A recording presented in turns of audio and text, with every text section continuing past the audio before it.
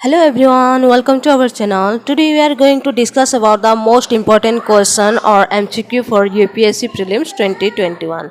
Already we discussed part 1 to 22. Now we are going to discuss part 23. Then let's start it.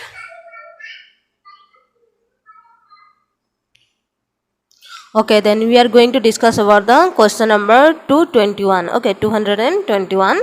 Then already we discussed 220 now we are going to discuss is. तो पहले हम लोग क्या है 220 question discuss कर चुके हैं ना। हम लोग अभी इसको डिस्कस करने वाला है 221 से लेके 230 तक। तो चलिए शुरू करते हैं और ये बहुत ही इम्पोर्टेंट है। तो मैं स्टार्ट करने से पहले आप लोग को बता रही हूँ अभी एग्जाम के लिए कुछ ही दिन बच चुका है। तो आप लोग अगर ज़्यादा से ज़्यादा शेयर करेंगे तो जिसको इसका ज़रूरत है उन तक पहुँच पाएगा। और अभी एग्जामिनेशन के लिए बहुत बिजी से पढ़ रहे होंगे स्टूडेंट, तो अगर आप लोग शेयर करेंगे तो वो लोग के लिए बहुत ही फायदेमंद होगा और थोड़ा इजी हो जाएगा वो लोग का एग्जाम के लिए। तो आप लोग थोड़ा ज़्यादा से ज़्यादा शेयर कीजिए और सब्सक्राइब कीजिए ताकि मेरा न्यू वीडियो आने से सबसे पहले आप तक पहुँच पाए। ओके, देन हम लोग यहाँ शुरू करते हैं। He was a versatile man with command over English, French, Greek and Latin, and conversant with German, Italian and Spanish. During this stay in England, he had joined Indian Majlis. Okay, then ये कौन था? एक ये है जो कि English भी जानता था, कमेंट कर सकता था, then French, Greek, Latin word और कन्वर्ट कर सकता था, जर्मनी, इटालियन और स्पेनिश, ये सब वर्ड वो ये कर सकता था, ये सब लैंग्वेज को वो जानता था। और दूसरा क्या है, ये इंग्लैंड में रहते समय इंडियन मजलिस नाम का ऑर्गेनाइजेशन के साथ में ये किया था, ज्वाइन किया था। और ये क्या है, कॉम्ब्रिज के स्टूडेंट लोग, वहाँ के जो इंडियन स्टूडेंट थे कॉम्ब्रिज में इंग्लैंड में, वहाँ पे वो लोग ये ऑर्गेनाइजेशन क्रिएट किए थे और वहाँ पे ये ज्वाइन भी हुआ था। और in India he wrote a series of articles on the Indian National Congress title new lamp for which were publish in Bombay weekly weekly Indu Prakash between 1893 and 1894। तो ये कब था? जब इंडिया में था। तो ये क्या है, टेस्ट सीरीज से लिखा था 2 आर्टिकल का इंडियन नेशनल कांग्रेस के ऊपर, टाइटल था new lamp for old. Okay, then दूसरा क्या है, पब्लिश हुआ था बॉम्बे वीकली में, ये हुआ था, पब्लिश हुआ था ये इंदु प्रकाश। कब हुआ था ये? 1893 से 1894 तक हुआ था। तो देख लेंगे यहाँ पे कौन सा हम लोग का सही है, किसके बारे में ये बताया गया है। ठीक है, अरविंद घोष, बलवंत गंगाधर तिलक, बलवंत गंगाधर तिलक, देन फिरोज मेहता एंड शेषाद्री श्रीनिवास अयंगर। तो किसके बारे में है ये? ओके, देन हम लोग का ये अरविंद घोष के बारे में बताया गया है। तो हम लोग का आंसर हो जाता है ए, अरविंद घोष। आंसर ए में हम लोग टिक कर देंगे। तो देखेंगे इसका थोड़ा सा, ये क्या है, न्यू लैम्प फॉर ओल्ड और सावित्री, ये दोनों ही लिखे थे ये बुक को। और इसमें क्या है, जो ये के बारे में थोड़ा बहुत आइडिया दिया हुआ था नेशनलिस्ट के बारे में, किस तरह से करेंगे। और जो सावित्री है ये किसके बारे में था? भारत माता के बारे में दर्शाया गया था ये बुक में। ओके, देन इसके बारे में यहाँ पे डिटेल दिया हुआ है, आप लोग चाहो तो ये स्क्रीनशॉट करके रख सकते हैं, या फिर पीडीएफ चाहिए तो कमेंट करके मुझे बताएंगे, मैं पीडीएफ शेयर कर दूंगी। और पीडीएफ फ्री ऑफ कॉस्ट है, तो आप लोग जरूर इसे ये कीजिए, कमेंट करके बताइए, मैं जरूर शेयर करूँगी। और ये बहुत ही इंपॉर्टेंट हो जाता है एग्जाम पॉइंट ऑफ व्यू से, तो आप लोग जरूर इसे शेयर कीजिए, ये कीजिए, शेयर कीजिए और सब्सक्राइब कीजिए। Okay, then question number 122 with reference of the law commission of India consider the following statement. तो लॉ कमीशन के बारे में यहाँ पे देखेंगे। It is a non statutory body, law commission non statutory body है, and it is establish by an order of the central government for every 5 years। तो ये 3 years, एवरी 3 years में होता है, 5 years में नहीं। Then it function in the is to recommend the legislative measure for the purpose of consolidation and codification of law। ये भी हम लोग का सही है। then it recommendation are binding on the government। तो ये गलत है, वो बाइंडिंग नहीं होता है। then हम लोग का 1 and 3 करेक्ट आंसर हो जाता है, 1 and 3। ओके, चलिए देख लेते हैं एक्सप्लेनेशन थोड़ा सा। Okay, law commission of India, it is a non statutory advisory body. Okay, then it is establish by an order of the central government from time to time for a 3 years period. ये time to time क्या होता है, renew होता है या establish होता है 3 years के लिए। और it give non binding recommendation. Okay, जो भी रिकमेंडेशन देते हैं वो नॉन बाइंडिंग होता है। about the legislature measure for the purpose of consolidation and codification of law। Okay, then question number 123. Which of the following statement is incorrect with respect to zebra fish? Okay, then zebra fish आजकल news में बहुत चल रहा था, तो उसके बारे में है ये, तो देखेंगे. It is a tiny fish with stripe on its body, native to Indian Ocean region, especially found in the Arabian Sea. तो ये हम लोग का गलत हो जाता है. Okay, then it has the ability to generate almost all of its damaged organ including the brain, heart, eye, spinal cord. Then ये एकदम से correct है. Then it is transparent during its embryonic stage, allowing visibilities of all its organ. ये भी correct है. Then it helps scientists in stem cell research, especially learning about human body supply of blood and immune cell. तो ये भी हम लोग का सही हो जाता है. एक्सप्लेनेशन हम लोग का ए क्या है, गलत है. तो ये देख लेते हैं, ए में हम लोग टिक कर देंगे, फिर एक्सप्लेनेशन थोड़ा देखेंगे. ओके, ए हम लोग का ये है.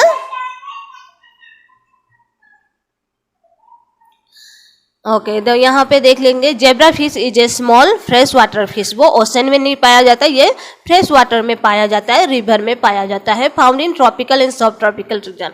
ट्रॉपिकल और सब ट्रॉपिकल रीजन में पाया जाता है. It is a native to Indo Gangetic plain. ये इंडो गैंगेटिक प्लेन का नेटिव ये है, फिश है. Where they are mostly found in the paddy field. और ये पैडी फील्ड में स्पेशली पाया जाता है. देन रिसेंटली ये न्यूज़ में था, क्योंकि ये क्या है, प्रोमोट हार्ट रीजनरेशन. ये क्या है, वो हार्ट रीजनरेशन करने का एबिलिटी उसमें है, ये जीन के पास. उसके बाद में ये क्या है, regeneration capacity of almost all it's organ. तो उसका ऑल ऑर्गन को वो रीजनरेट कर सकता है, इंक्लूडिंग ब्रेन, हार्ट, आई, स्पाइनल कोड, ये सबको वो ये कर सकता है. इसलिए ये न्यूज़ में था.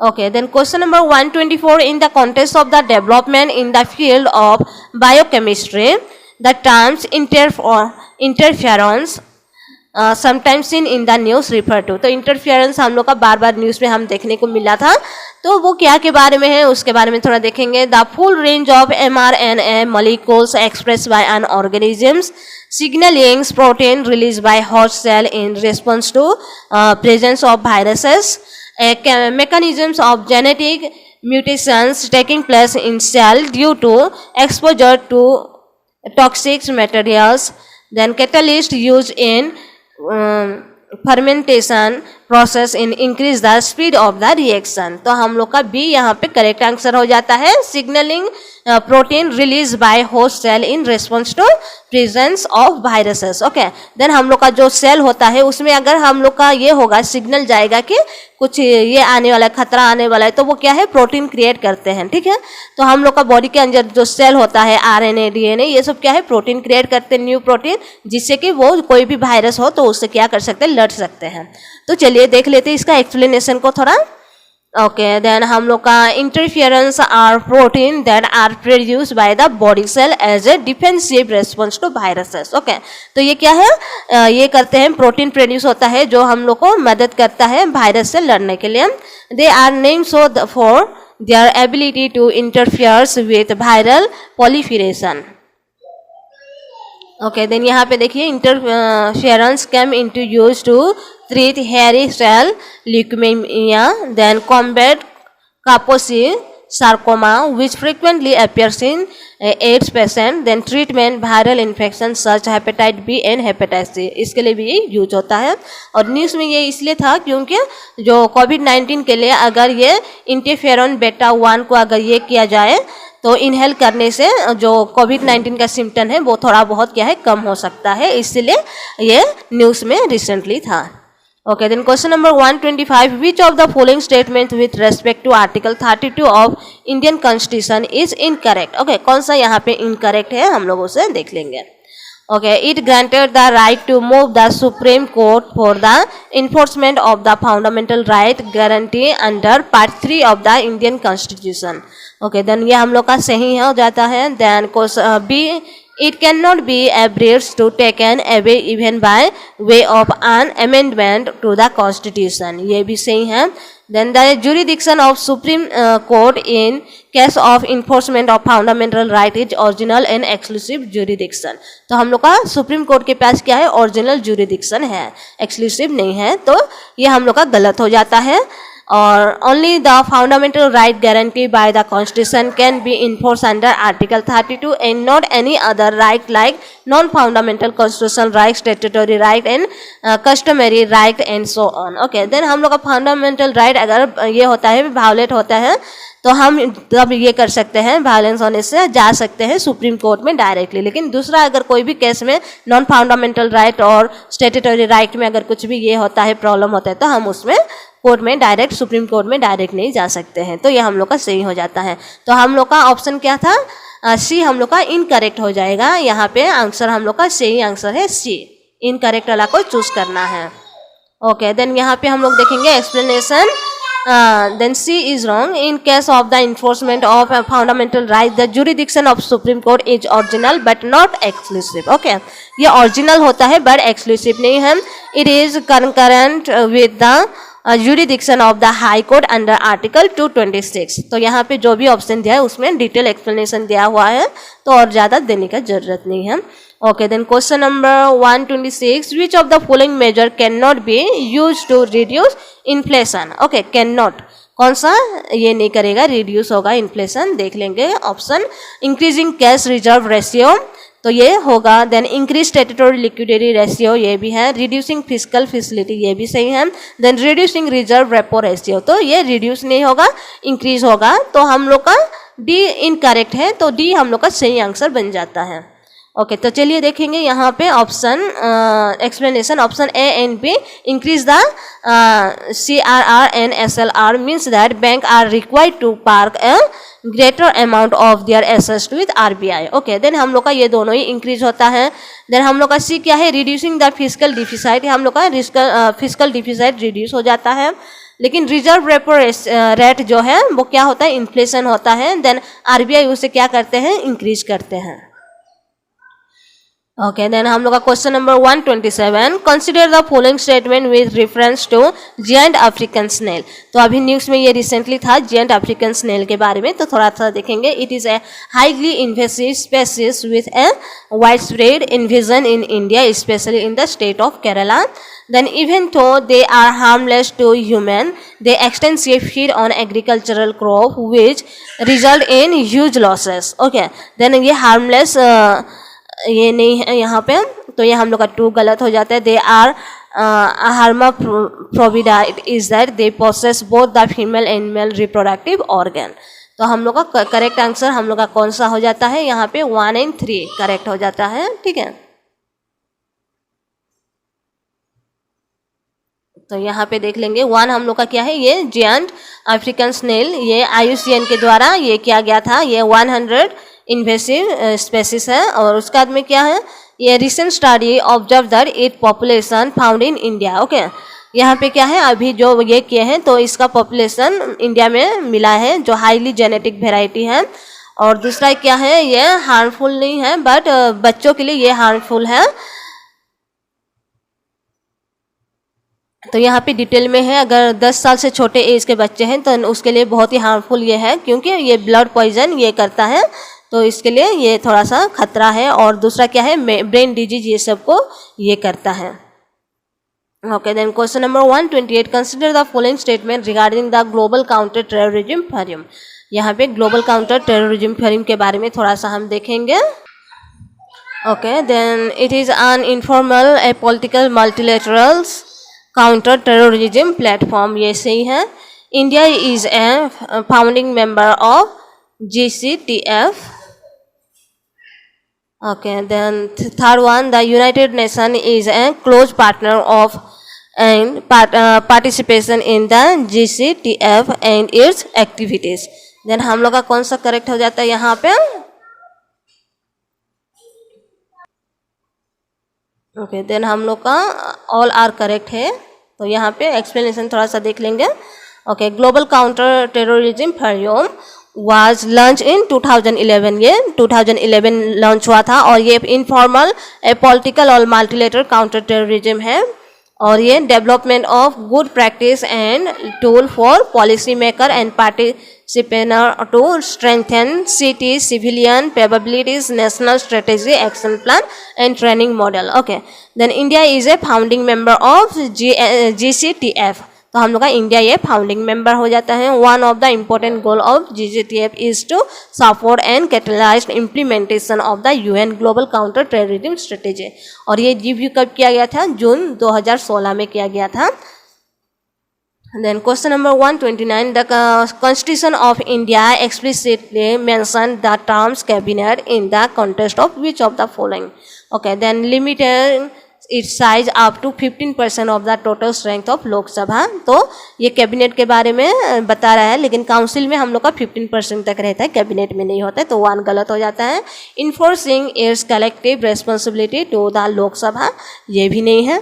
Then advising the president regarding the proclamation of emergency, तो ये हम लोग का सही है।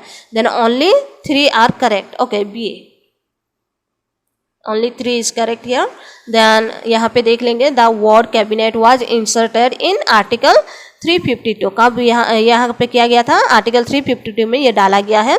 और ये क्या है? इमरजेंसी के लिए डाला गया था 1978 में 44 कॉन्स्टिट्यूशन अमेंडमेंट एक्ट के दौरान। Then thus it did not find a place in the original text of the constitution। Okay, then हम लोग का यहाँ पे क्या है? काउंसिल ऑफ मिनिस्टर के लिए not excess 15% of total strength of the Lok Sabha है। उसके बाद में हम लोग का ये article 75 state that the council of minister is collectively responsible to the Lok Sabha. Council of minister यहाँ पे कलेक्टिवली रेस्पॉन्सिबल फॉर लोकसभा होता है। Okay, then a positive GDP deflator imply that economy must be experiencing acceleration of growth year on year, economic must be experiencing inflation. Okay, then हम लोग का क्या है? GDP depletion होने से हम लोग का इकोनॉमिक क्या होता है? ग्रोथ होता है। ओके, देन दूसरा economic must be experiencing inflation, then both are correct. C. Okay, तो यहाँ पे थोड़ा देख लेंगे। GDP depletion simply means nominal GDP divide by real GDP। Then nominal GDP take care of inflation which real GDP does not.